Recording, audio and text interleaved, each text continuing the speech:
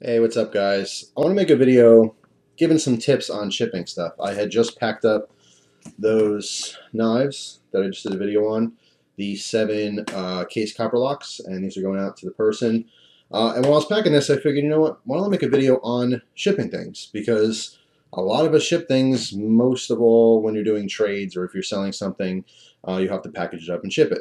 I know a lot of you guys are very old school and you'll put it in a box and bring it to the post office, and then you wait online for 20 minutes if you're in a city, maybe longer. And it's a long process. And basically, when I'm home, I get everything done at home. So I literally just drop it off, and that's it. It's ready to go. Prepaid labels are a huge deal. You don't have to wait online. You can print all your labels at home. I use these flat rate boxes, most times the small one, but they do make different sizes. You can have these shipped to your house. They come just like this. They're flat. You put them together yourself. You just fold them. They're really, really easy. You get packages of 10 or 25, and you can do this with all different size boxes too, but these small ones are the best. These are flat rate priority boxes. All right, you get them flat like this, you fold them up,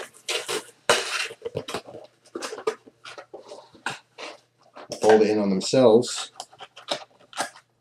and this one's stubborn, but there you go. Now you got a box ready to go, self-adhesive sticker on the top, so when you're ready, close it like that, and boom, there's your box. You can get these shipped to your house for free.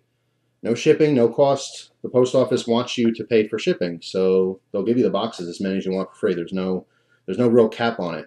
Don't go ridiculous, don't be crazy, but if you want to ship from your house and you want to use these prepaid labels, you can order these boxes straight to your door. Just go to USPS.com, put in your order, all different sizes. I recommend the flat rate ones, because when you go to do your shipping label, it's easier to figure out what it is. If you don't do flat rate, you're going to have to weigh these very precisely to get your shipping amounts proper. If you send something and it weighs more and the shipping's not enough, it's going to be an issue. It's going to be when, the recipient of the package is going to have to pay the difference for shipping. You don't want any of those problems. So I would always recommend the flat rate ones. Really, really simple, easy to do. Like I said, you get the boxes at home. I would recommend, if you do a lot of trades or if you do a lot of shipping, to invest in a tape gun. These things are not very expensive. I got this from Uline as well as a bunch of tapes. It really is just much more convenient to zip around. And when I tape up these boxes, I tape up both ways. I tape completely over the label. I'm going to give this person's address out. But once I put the label on here, I do a complete layer of tape over the entire front. So this won't scratch, it won't rip off. Also, if it gets wet, there's basically a plastic coating over this, so it's no longer a problem. Besides that, I'll also tape all the weak spots, like the edges, the top, if that glue comes undone. You don't want that to be the case, so I'll tape over that, tape over the edges. I completely cover it in tape. But with a tape gun, it's really easy to do. Very easy to do. So it's a good investment. And finally, packaging material. When I get packages, I try to save bubble wrap, because if you go to the store and buy bubble wrap, it's ridiculously expensive. I don't know why it costs so much. Just some plastic with some air in it, but it's expensive, as you know.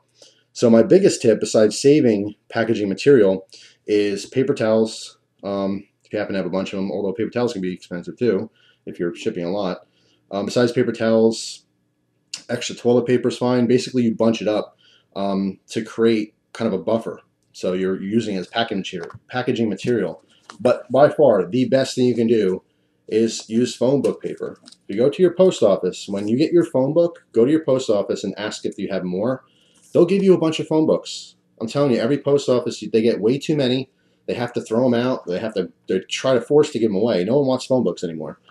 Go and request a bunch of phone books, and they'll give you as many as you want, probably. And what you do is just rip pages out of the phone book.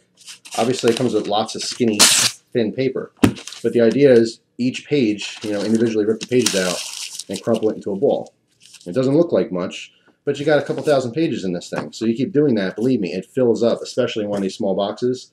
I'll wrap the item in paper itself, make like a nice flat bottom with all these different balls of scrunched up paper to build it up, then put the item in, then put a bunch more in. I pack it in really tight, so when you close this box, when you shake it, you don't want to hear anything moving. You don't want to feel it moving, you don't want to hear it moving, you want it completely silent. Like this box, I have 7 different knives in here.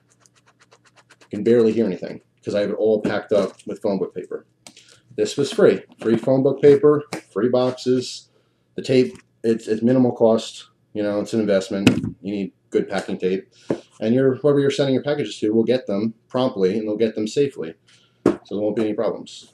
So those are some of my tips for sending things, at least in the U.S. Unfortunately, I know a lot of you guys are watching different countries, and none of this matters to you because it's irrelevant.